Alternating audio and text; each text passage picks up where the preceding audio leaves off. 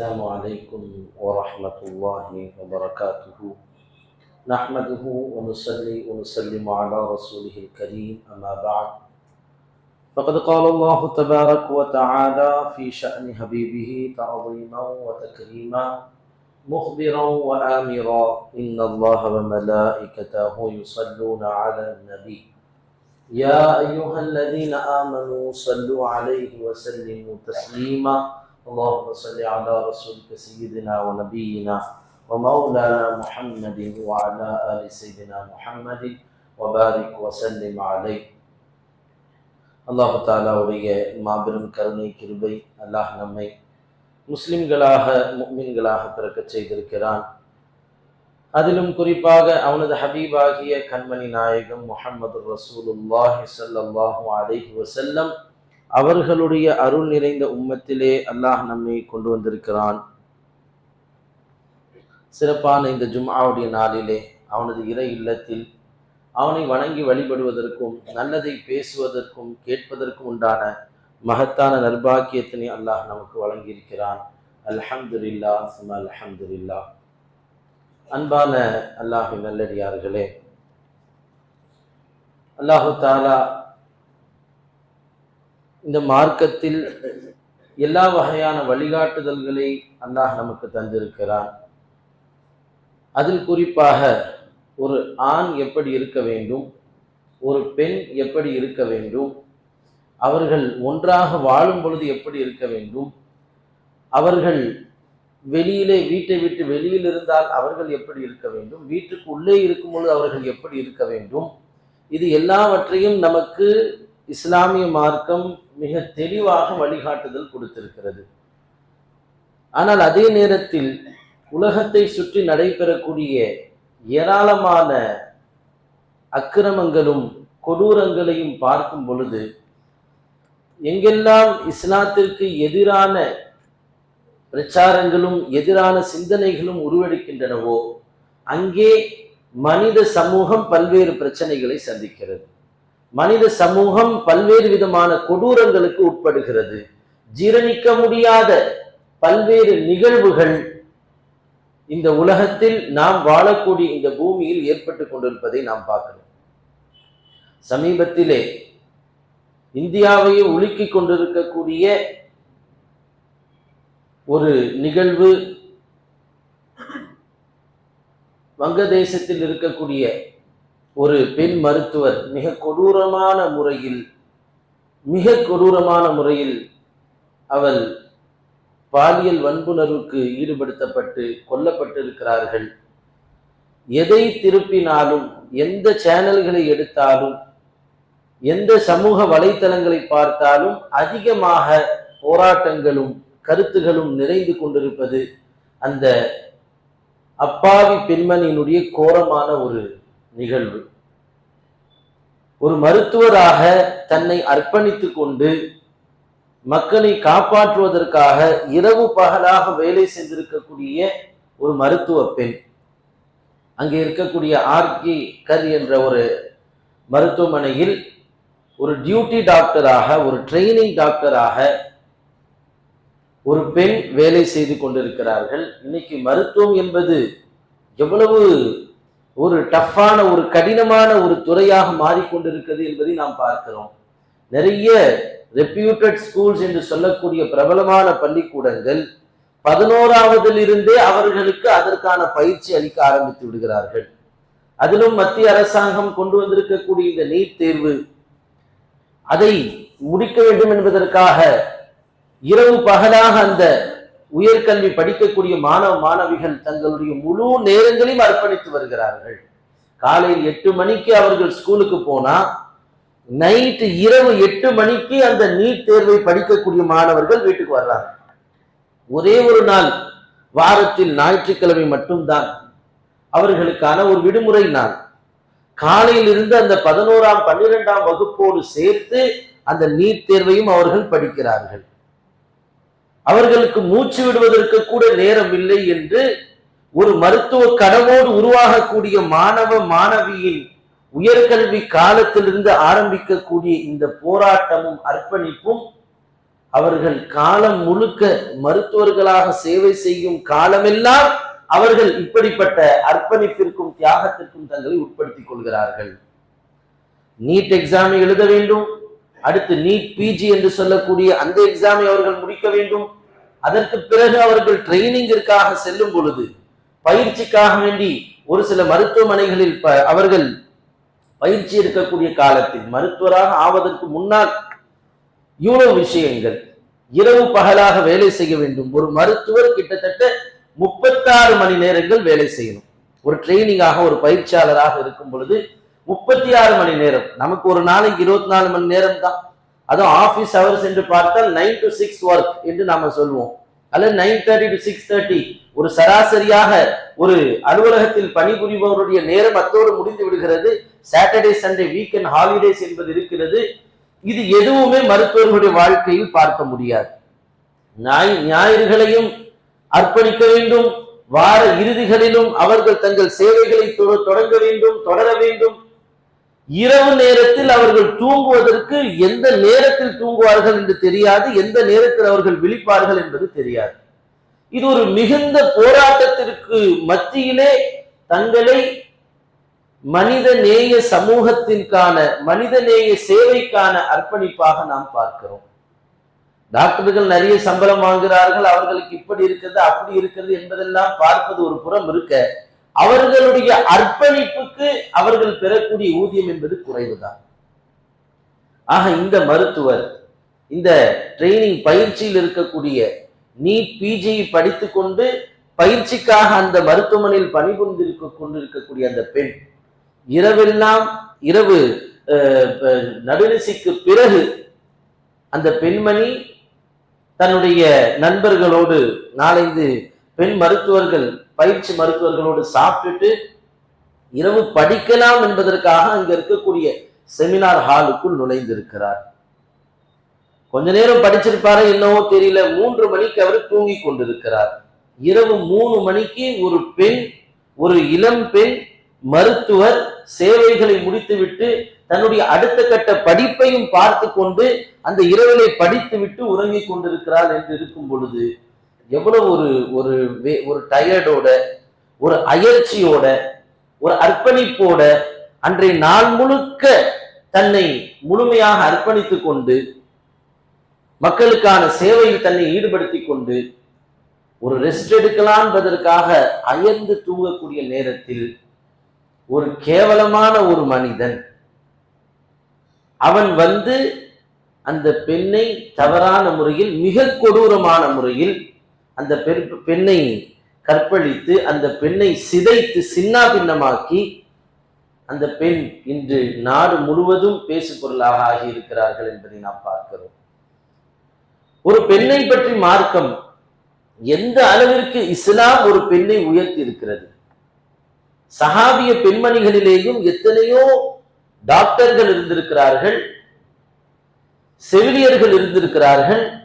போர்க்களத்திலே அவர்கள் செய்த அந்த பங்களிப்பு என்பது ஆண்களுக்கு இணையான பதக்கத்தையும் சன்மானத்தையும் பாராட்டுகளையும் கண்மணி நாயகம் ஸல்லல்லாஹு அலைஹி வஸல்லம் அவர்கள் கொடுத்திருக்கிறார்கள் என்பதை நாம் பார்க்கிறோம்.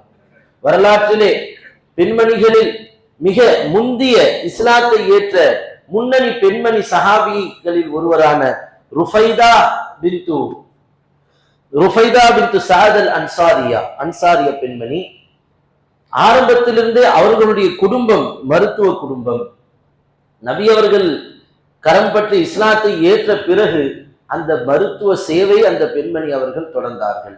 ருஃபைதா ரலியல்லாஹு அன்ஹா பெரும் பெரும் போர்களில், கந்தக் போர்களில் ருஃபைதா ரலியல்லாஹு அன்ஹா அவர்கள் தானே அங்கே ஒரு கூடாரமாக மருத்துவமனை கூடாரத்தை அமைத்து போர்க்களங்களிலே அங்கே காயம்பட்ட சஹாபாக்களுக்கு முழுமையாக அவர்கள் காயத்தை ஆற்றுவதற்கும் மருந்து போடுவதற்கும் மருத்துவ உதவி செய்வதற்கும் அவர்கள் தங்களை தன்னோடு ஒரு பெண்மணிகளுடைய படையை வைத்து அர்ப்பணித்தார்கள் என்று பார்க்கிறோம்.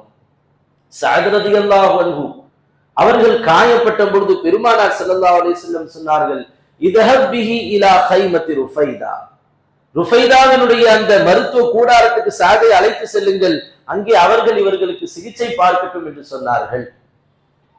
இதை தாண்டி பெருமானார் ஸல்லல்லாஹு அலைஹி வஸல்லம் அந்த பெண்மணியுடைய உயர்வான சேவையை பாராட்டி 20க்கும் மேற்பட்ட கனிமத் பொருளிலிருந்து ஆடுகளை அன்பளிப்பாக வழங்கி இருக்கிறார்கள் என்பதை எல்லாம் பார்க்கிறோம். இதே போல் வரலாற்றிலே சஹாபிய பெண்மணிகள் நிறைய பேர், உமையா பின்து அல் கைஸ் அல் ஹஸ்ரஜியா ரலியல்லாஹு அன்ஹா, பல போர்களில் அவர்கள் செவிலியராக அவர்கள் ஈடுபட்டு இருக்கிறார்கள். அதே போல அத்தியா ரலியல்லாஹு அன்ஹா, வரலாற்றில் புகழ்பெற்ற ஷிஃபா பின்து அப்துல்லா ரலியல்லாஹு அன்ஹா, சுலைம் ரலியல்லாஹு அன்ஹா, இப்படி முன்னணி மருத்துவர்களாக இருந்து செவிலியர்களாக இருந்து தனக்கு கீழே ஒரு பெண் மருத்துவர்கள், பெண் செவிலியர்களுடைய ஒரு படையை வைத்து அவர்கள் சிகிச்சை செய்கிறார்கள். போர்க்களத்திலும் மற்ற நேரங்களிலும் நோயாளிகளுக்கு மருத்துவ சேவை புரிந்ததை பார்க்கிறோம். எனவே ஒரு பெண் இது போன்ற சேவைகள் ஈடுபடுவது என்பது தவறானதோ அல்லது தவறான முன்னுதாரணமாகவோ மார்க்கம் சொல்லவில்லை. மாறாக அதற்கு பல்வேறு உதாரணங்களை நாம் வரலாறுகளில் பார்த்து கொண்டிருக்கிறோம். சில காரியங்களை பெண்ணால் தான் செய்ய முடியும். மருத்துவம் மிக நல்லினமாக அந்த நோயாளிகளை அணுகுவது என்பது பெண்களுக்கே இருக்கக்கூடிய குணம். பிள்ளைகளை வளர்ப்பது, அந்த பிள்ளைகளை நளினமாக இலகுவாக மென்மையாக கையாளுவதற்கான பக்குவம் அது பெண்களுக்கே உரியது. அந்த பிள்ளைகளுக்கு கல்வி கற்பித்து கொடுத்து அவர்களுக்கு ஞானத்தை புகட்டக்கூடிய அந்த எலிமெண்டரி ஸ்கூல், கிண்டர் கார்டன் என்று சொல்லக்கூடிய அந்த கல்வி கால நேரங்களில் பெண்களுடைய பங்களிப்பு மகத்தானது. ஒரு கணவன் மனைவி வாழக்கூடிய நேரத்தில் ஒரு மனைவியின் வீட்டில் இருக்க வேண்டும் என்று மார்க்கம் சொல்கிறது. பல்வேறு விதமான கஷ்டங்களையும் சிரமங்களையும் பிரச்சனைகளையும் மனதில் போட்டுக்கொண்டு வீட்டிற்கு வரக்கூடிய ஒரு ஆணுக்கு நிம்மதியையும் அவன் மனதுக்கு இடத்தையும் அவன் பிரச்சனைகளை எல்லாம் மறக்கடிக்கக்கூடிய ஒரு இனிமையான பேச்சுக்களையும் பேசி அவனுக்கு நிம்மதியை தரக்கூடியது ஒரு பெண்ணால் தான் முடியும். இப்படி ஏராளமான குணங்களையும் மென்மை தன்மையும் உள்ளத்தை கட்டுப்படுத்தக்கூடிய, உள்ளங்களுக்கு மருந்திடக்கூடிய அந்த ஆற்றலை அல்லாஹ் பெண்களுக்கு தந்திருக்கிறான். ஆனால் அதே நேரத்தில் அந்த பெண்கள் எப்படி இருக்க வேண்டும், அந்த ஆண்கள் அந்த பெண்களை அணுகக்கூடிய ஆண் வர்க்கத்தினர்கள் எப்படி இருக்க வேண்டும், இதையும் நமக்கு மார்க்கம் சொல்லித் தருகிறது. ஒரு பெண் மருத்துவராக அவர்கள் சேவை செய்தார்கள். அந்த பெண்மணி தனக்கே உரிய எல்லா வகையான ஒரு பாதுகாப்போடு அவர்கள் இருந்திருக்கிறார்கள். அதை பற்றிய நமக்கு கவலை இல்லை. ஆனால் ஒரு பெண் பொதுவாக பொது வாழ்க்கையில் இஸ்லாம் ஒரு பெண்ணை எப்படி இருக்க வேண்டும் என்று சொல்கிறது. ஒரு பெண் ஒரு பெற்றோர்களுக்கு மத்தியிலே வளரும் பொழுது அந்த பெண்மை எந்த ஒரு பெற்றோர் சரியான முறையில் ஒழுக்கத்தை அவர்களுக்கு போதித்து வளர்க்கிறார்களோ அவர்களுக்கு சுவனம் வாஜிபாகிவிட்டது. பெண்ணை பெற்றவர்கள் அல்லாஹ் ரசூலுடைய பொருத்தத்தை பெறுவதற்கு தொழ வேண்டும், நோன்பு வைக்க வேண்டும், இபாதத் செய்ய வேண்டும் என்பதை எல்லாம் தாண்டி தனக்கு இறைவன் கொடுத்திருக்கக்கூடிய அந்த பெண் மக்களை நல்ல முறையில் ஒழுக்கத்தோடு வளர்த்து விட்டாலே போதுமானது. அந்த பெண்மணிகளை இரவும் பகலும் காலையும் மாலையும் அவர்களை செதுக்கி நல்ல பிள்ளைகளாக அவர்களை உருவாக்கி நல்ல ஒரு ஆணை அந்த பெண்களோடு கணவன்களாக இணைப்பது ஒரு பெற்றோர் சுவனம் செல்வதற்கு காரணமாக ஆகிறது. இதற்கு அப்புறம் அவர்களுடைய கல்வி, அவர்களுடைய படிப்பு, இதுவெல்லாம் ஒரு புறம் இருக்க அந்த பெண்ணுக்கு ஒழுக்கத்தை போதிக்க வேண்டும். இன்னைக்கு அந்த ஒழுக்க போதனை என்பது முழுக்க அது மீறப்பட்டு கொண்டிருக்கிறது. அது கவனமற்று கேட்பாரற்று அந்த பெண்கள் என்று கைவிடப்படுவதை நாம் பார்க்கிறோம். அதே போல் ஒரு ஆணாக இருக்கக்கூடியவன் எப்படியெல்லாம் தன்னை தவறிலிருந்து பாதுகாத்துக் கொள்ள வேண்டும். இதா மரத்தும் பெருமானார் ஸல்லல்லாஹு அலைஹி வஸல்லம் சொல்கிறார்கள், நீங்கள் பாதையில் சென்றால் அதற்குண்டான ஹக்கை நீங்கள் நிறைவேற்றுங்கள், அதற்குண்டான தேவைகளை உரிமைகளை நீங்கள் நிலைநாட்டுங்கள் என்று சொல்வார்கள் பெருமானார் ஸல்லல்லாஹு அலைஹி வஸல்லம். அது என்ன?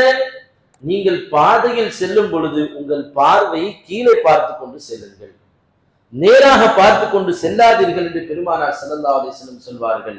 குர்ஆனிலே அல்லாஹ் சொல்கிறான், குல்லில் முஃமினீன யகுல்லூ மின் அப்சாரிஹிம், மூமின்களே நீங்கள் உங்கள் பார்வையை நீங்கள் தாழ்த்திக் கொள்ளுங்கள். நேரடியாக ஒரு தெருவுல போகும் பொழுது ஒரு ஆணும் வரலாம், ஒரு பெண்ணும் வரலாம். அப்படிப்பட்ட நேரத்திலேயே உங்கள் பார்வை தவறுதலாக கூட ஒரு பெண்ணின் மீது பட்டுவிடக் கூடாது. அந்த பார்வை ஷைத்தானுக்கு வழிவிடக்கூடிய பார்வையாக மாறிவிடலாம் என்று பெருமானார் ஸல்லல்லாஹு அலைஹி வஸல்லம் இந்த ஒரு வழிமுறையை நமக்கு கற்றுத் தருகிறார்கள். ஆக நம்முடைய முதல் வேலை, ஒரு ஆண் ஒரு பெண்ணை அணுகுவதற்கான முதல் வேலை அவன் தன் பார்வையை தாழ்த்திக் கொள்வது. ஆனால் இன்று நிலைமை என்ன? பார்வையை தாழ்த்துவது என்ற அடிப்படையை வைத்து நாம் பார்க்கும் பொழுது இந்த உலகத்தில் ஆபாசங்களை, அசிங்கங்களை எதையுமே பார்க்கக்கூடாது. ஆனால் மோசமான நிலை என்னன்னு சொன்னா, இன்று குடும்பமாக அமர்ந்து சினிமாவை பார்க்கக்கூடிய நிலை.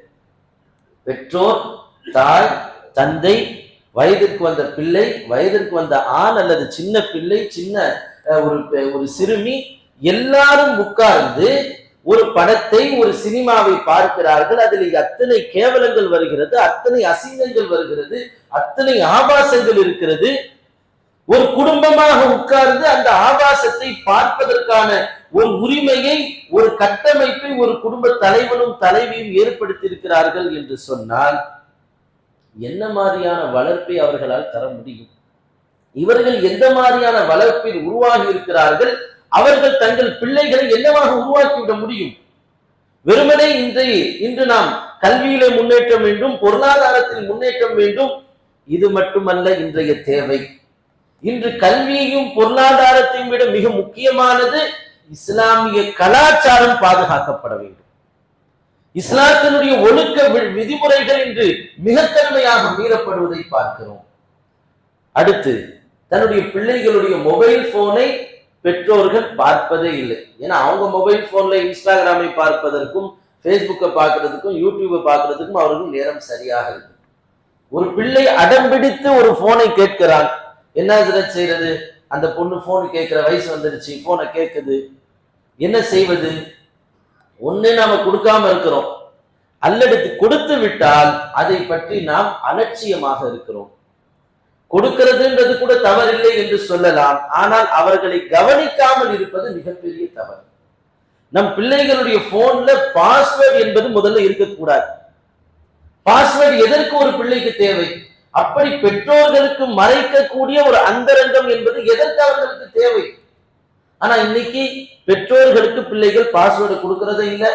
என் புள்ள நல்லவதான், என் பையன் நல்லவன் தான் என்ற அந்த சிந்தனையில் பெற்றோர்களும் அதை லேசாக விட்டு விடுவதை பார்க்கிறோம். பாஸ்வேர்டு என்பது இருக்கக்கூடாது. எந்த நேரத்திலும் நம் பிள்ளைகளுடைய எந்த உடைமைகளையும், அவர்களுடைய பேக்கை நாம் செக் பண்ணக்கூடிய உரிமை நமக்கு இருக்கணும். அவர்களுடைய அறைகளை, அவர்களுடைய வார்ட்ரோபுகளை, அவர்களுடைய பீரோக்களை நாம் சோதனை செய்யக்கூடிய அந்த வளமை நமக்கு இருக்க வேண்டும்.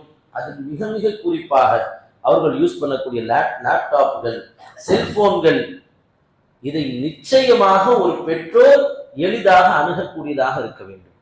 வாங்கி கொடுத்தது நாம, காசு நம்முடையது, பணம் நம்முடையது, ஆனால் நாம் அதை உபயோகிக்க கூடாது, அதை ஓபன் பண்ண கூடாது என்று அவர்கள் சொல்வதை நாம் எப்படி எடுத்துக்கொள்ள முடியும்? அதை விட அவங்கள்ட்ட அந்த போன் இருக்காமல் இருப்பதை சிறந்தது. ஆணோ பெண்ணோ அவர்கள் தனி அறையில் அமர்ந்து போனை, லேப்டாப்பை பார்க்க கூடாது. எதுவா இருந்தாலும் என் முன்னாடி உட்கார்ந்து பாருமா, உன்னுடைய போன்ல பாஸ்வேர்டு இருக்கக்கூடாது. யாரிடம் பேசினாலும் என் முன்னாடி உட்கார்ந்து பேசு, எங்கள் கண்களுக்கு முன்னால் நீ எதை வேண்டுமானாலும் பயன்படுத்தலாம். இது கட்டுப்படுத்தப்பட்ட பாதுகாப்பான சுதந்திரம். இன்று சுதந்திரம் என்ற பெயரில் அவர்களுடைய வாழ்க்கை நாம் சிதைத்துக் கொண்டிருக்கிறோம், அவர்களுடைய எண்ணங்களை நாம் சிதைத்துக் கொண்டிருக்கிறோம். அவங்க என்ன செய்யறாங்கன்னே தெரியல. இப்படியாக வளர்க்கப்பட்ட ஒரு முரடன் தான் அந்த பெண்மணியை சிதைத்திருக்கிறார். இந்த சஞ்சய் ராய் என்று சொல்லப்படக்கூடிய அவன் ஒரு ஊர் காவலராக, தன்னார்வலராக அவன் ஊர் காவல் படையிலே சேர்கிறான். அதனால் அந்த மருத்துவ மனையிலே அவன் ஒரு இரவு ரோந்து பணியில் ஈடுபடக்கூடியவனாகவும் இருக்கிறான். ஆனால் அவனுக்கு இருக்கக்கூடிய மோசமான ஒரு பழக்கம் என்ன? சிறு வயதிலிருந்தே ஆபாசங்களை பார்த்து பார்த்து பழக்கப்பட்டவன். அவனுடைய பெற்றோர் யார், எப்படி வளர்த்தார்கள் நமக்கு தெரியாது. ஆனால் அவனுடைய பேக்ரவுண்ட் ஹிஸ்டரி நாம் பார்க்கும் பொழுது அவ்வளவு மோசமானவனாக ஒரு மனிதன் உருவாக்கப்பட்டு இருக்கிறான். ஆபாசத்திலேயே ஊறி பிறந்து வளர்ந்திருக்கிறான். அவனுடைய முதல் மனைவி, இரண்டாவது மனைவி, மூன்றாவது மனைவி, 4 மனைவிகளோடு இருந்தவன். அதற்கு பிறகும் எல்லா மனைவியும் அவனை விட்டு போய்விட்டார்கள். இவன் கடுமையான முறையில் இந்த மனைவிகளோடு நடந்து கொண்டிருக்கிறான். அவனுடைய மொபைல் போன்களை திறந்து பார்த்தால் அத்தனை ஆபாசங்களும் மிக மிக மோசமான வீடியோக்களையும் போலீசார்கள் பார்த்திருக்கிறார்கள். இப்படி ஒரு சூழ்நிலையில் இன்று மனித சமூகம் வளர்கிறார்கள். எங்கேயோ யாரோ பார்த்தா, நம்ம பிள்ளைகள் அப்படி இல்லை என்பது ஓரளவு உண்மையாக இருந்தாலும் கூட இந்த மொபைல் போன்கள் மூலமாக, லேப்டாப்கள் மூலமாக, கேட்ஜெட்ஸ்கள் மூலமாக எதையும் எளிதாக பெறக்கூடிய வாய்ப்பு நம் பிள்ளைகளுக்கும் இருக்கிறது என்பதை மறந்துவிடக் கூடாது. அவர்கள் நல்லவர்களாகத்தான் நல்ல சூழ்நிலையில் இருக்கலாம். ஆனால் அவர்கள் கையில் இருக்கக்கூடிய ஒரு பயங்கரமான ஒரு ஆயுதம், அவர்கள் வாழ்க்கையை சிதைக்கக்கூடிய அந்த பயங்கரமான தொழில்நுட்பம் இருக்குது. அது அந்த பிள்ளைகளை எப்படியும் கொண்டு சென்று விடலாம். அடுத்ததாக நம்முடைய பிள்ளைகளை நண்பர்களோடு பழக விடுவது. ஸ்கூல் லைஃபாக இருந்தால் ஸ்கூல் நண்பர்களை ஸ்கூலோடு நிறுத்திவிட வேண்டும். கல்லூரி நண்பர்கள் கல்லூரியோடு இருக்க வேண்டும்.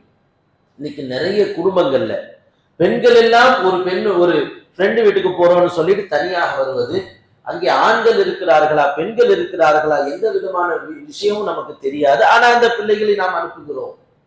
ஒரு ஆண் பிள்ளையாக இருந்தால் அவன் எந்த பெண்களோடு பழகுகிறான், யாரோடு இருக்கிறான் நமக்கு தெரியாது. இன்னும் கொடூரத்தின் உச்சம், அவங்க எல்லாம் ஃப்ரெண்ட்ஸா தான் பழகுறாங்க என்று பெற்றோர்களே அதை அலட்சியப்படுத்தக்கூடிய நிலை. சமீபத்தில் ஒரு பெண் தன்னுடைய நண்பர்களோடு போகிறாள். அது பெண்ணுடைய வீட்டுல அந்த சின்ன புள்ள காலேஜ்ல படிக்கிறாங்க, ஸ்கூல்ல இருந்து ஃப்ரெண்ட்ஸா இருப்பதனால நாங்க 4 பேர் போறோம், ஈசிஆருக்கு போறோம்னு சொல்லி போறாங்க. அதை ஒரு முஸ்லிமான ஒரு தாய் சரிமா போயிட்டு வாமான்னு அனுப்புறாங்க. முஸ்லிமுடைய வீட்டில் இப்படி ஒரு அவலம். ஆனால் அந்த முஸ்லிமான பெண்ணுடைய அந்த பெண்ணுடைய ஃப்ரெண்டு ஒரு காஃபிர், ஒரு மாற்று மதம். அவனுடைய வீட்டுல அவங்க அம்மா கேட்கிறாங்க, எங்கடா போற? இல்லம்மா இந்த மாதிரி ஃப்ரெண்ட்ஸோட போற. ஏன் பெண்களோட நீ போற?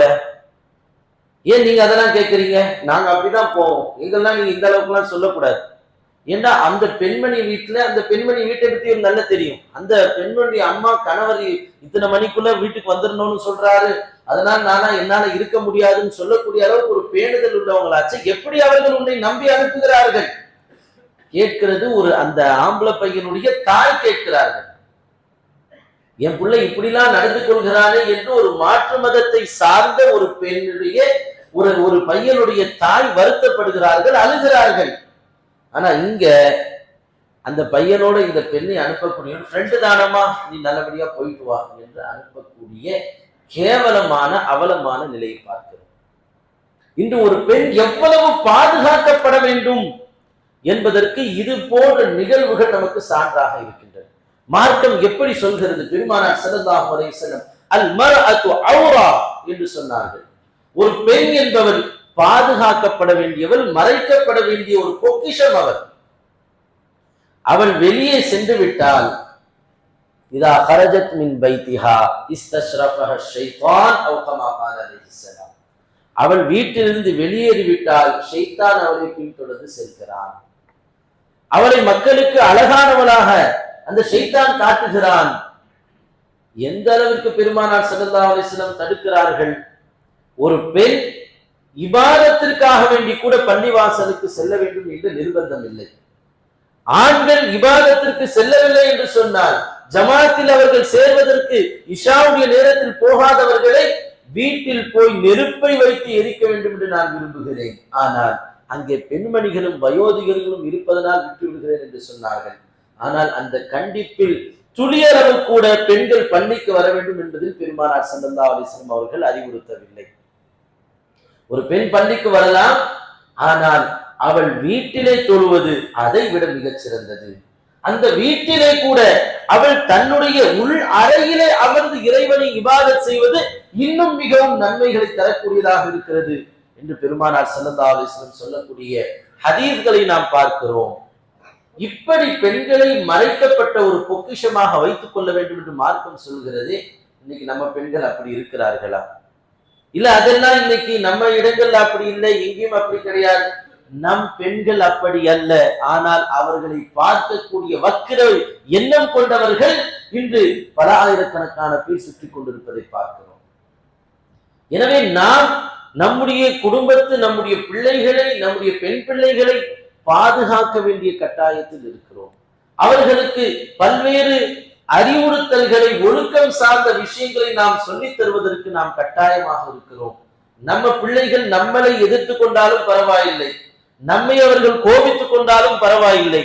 இன்னைக்கு பிள்ளைகள் கோபித்துக் கொள்ளத்தான் செய்வார்கள். பெற்றோர்களை பிள்ளைகள் கோச்சிக்க தான் செய்வாங்க. ஆசிரியர்கள் கண்டிக்கும் பொழுது மாணவர்கள் அதை ஏற்றுக்கொள்ள மாட்டார்கள். தனக்கு மேலுள்ள ஒரு மேனேஜர் கண்டிக்கும் பொழுது கீழுள்ள வேலை செய்யக்கூடிய பணியாளர் அதை ஏற்றுக்கொள்ள மாட்டார். ஆனால் இதையெல்லாம் பார்த்துட்டு நம்ம பிள்ளையாச்சே, ஏதாவது செஞ்சுக்குவாங்களோ, ஏதாவது பண்ணிக்குவாங்களோ அப்படின்னு நினைச்சு நாம் விடுவது காலமெல்லாம் அவர்களுடைய வாழ்க்கையை வீணடித்து சிதைத்து புதைக்கக்கூடிய வேலையை நாமே செய்கிறோம் என்பதற்கான அடையாளம். அதனால் சிறு வயதிலிருந்து பிள்ளைகளை கண்டிப்போடு வளர்க்க வேண்டும். தாய் தந்தையர்கள் கண்டிப்பார்கள், நாம் அதற்கு கட்டுப்பட்டு அடங்க வேண்டும் என்ற அந்த உணர்வு சின்ன வயசுலேருந்து பிள்ளைகளுக்கு நாம் தந்தை ஆக வேண்டும். அவங்களை சுதந்திரமாக வளர்க்கிறோம், அவர்களை ஜாலியாக வளர்க்கிறோம், அவர்களுக்கு எந்த விதமான இடையூறு தராமல் வளர்க்கிறோம் என்ற பேரில் அவர்களை நாம் மிக லேசாக விட்டுவிடுவது என்பது கால சூழ்நிலை, காலம் இருக்கக்கூடிய அந்த நிலைக்கு அது ஏற்புடையது அல்ல. எங்கு பார்த்தாலும் ஆபாசம். ஒரு சின்ன ஒரு விளம்பரத்தில் கூட ஆபாசம், விற்கக்கூடிய ஒரு பிளாட்களில் ஆபாசம். எந்தெந்த இடத்திலெல்லாம் பிளாட்களை விற்கிறாங்களோ அங்கே பெண்கள் நிறுத்தப்படுகிறார்கள். எந்தெந்த இடத்திலெல்லாம் பெண்களுக்கு சம்பந்தமே இல்லையோ அங்கே அரைகுறை பெண்களை காட்சி பொருளாக நிற்க வைக்கிறார்கள் என்று இருக்கும் பொழுது ஒரு பெண்ணை எப்படி நாம் பாதுகாக்க வேண்டும், ஒரு ஆணை எப்படி நாம் பெண்களோடு நடந்து கொள்ள வேண்டும் என்ற ஒழுக்க வழிமுறைகளை சொல்லித்தர வேண்டும். இது இன்றைய காலத்தின் கட்டாயமாக இருக்கிறது.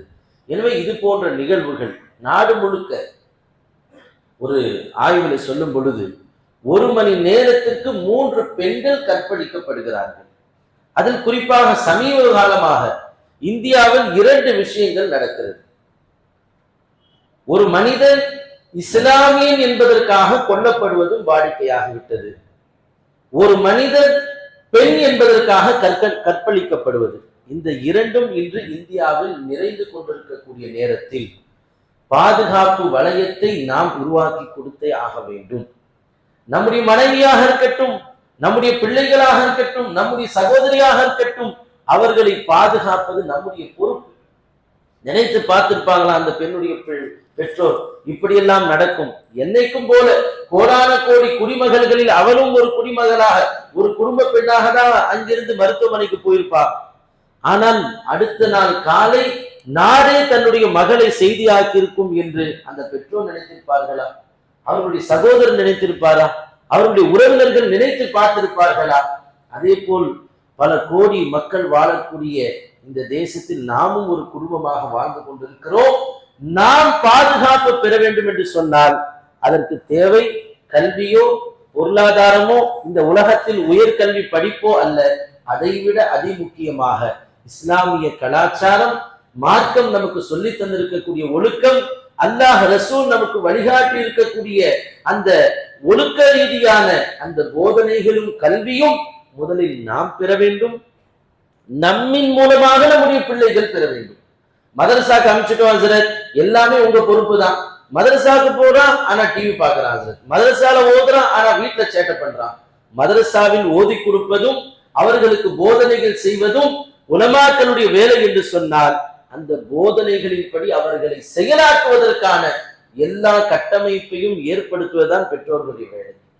இங்கே போதிக்கப்படாமல் இருந்தாலும் அங்கே கட்டமைப்பை வைத்து எந்த விதமான பிரயோஜனமும் இல்லை. ஆனா இங்கே எல்லாம் சொல்லிக் கொடுக்கப்பட்ட பிறகும் நீங்க வீட்டுல உட்கார்ந்து அந்த பிள்ளைகளை எதை வேண்டுமானாலும் செய்ய என்று கட்டற்ற சுதந்திரத்தை கொடுக்கும் பொழுது இந்த எந்த போதனையும் அவர்களுக்கு துளியளவும் கூட அந்த குர்ஆனை தொடுவதோ ஹதீஸ்களை படிப்பதோ எந்த வகையிலும் நம்முடைய வருங்கால சமுதாயத்தை திருத்துவதற்கோ மாற்றத்தை ஏற்படுத்துவதற்கோ எல்லளவும் சாத்தியம் கிடையாது. எனவே நாம் இருவரும் ஒன்றிணைந்து வருங்கால சமுதாயத்தை, வருங்கால சந்ததிகளை நாம் தவமாய் தவமிருந்து பெற்றெடுத்த அந்த பெண் மக்களை, ஆண் மக்களை மிக பாதுகாப்பாக வளர்க்க வேண்டிய ஒரு சூழ்நிலை சிந்தனை ரீதியாக, கருத்தியல் ரீதியாக, குண ரீதியாக, உளவியல் ரீதியாக அவர்களை மார்க்கம் சார்ந்து உருவாக்கக்கூடிய ஒரு மிக முக்கியமான பொறுப்பு நமக்கு இருக்கிறது என்பதை நாம் உணர்ந்து நம் பிள்ளைகளை வளர்க்க வேண்டும். எல்லாம் வல்ல அல்லாஹ் நம்முடைய பெண் மக்களை, ஆண் மக்களை பாதுகாத்தருள்வானாக. இனி இது போன்ற ஒரு கோரமான சம்பவம், கொடூரமான நிகழ்வு எந்த பெண்ணுக்கும் எந்த ஆணுக்கும், சமய சகோதரத்தை சார்ந்தவர்களோ இஸ்லாத்தை சார்ந்தவர்களோ யாருக்கும் இப்படிப்பட்ட கொடூரங்கள் நிகழாமல் அல்லாஹு தஆலா பாதுகாத்தருள்வானாக. நம்முடைய உள்ளம் ரீதியாக, சிந்தனை ரீதியாக, குணநலன்கள் ரீதியாக மார்க்கம் சார்ந்து வாழ வளர அல்லாஹ் தௌஃபீக் செய்வானாக. وآخر دعوانا أن الحمد لله رب العالمين. السلام عليكم ورحمة الله.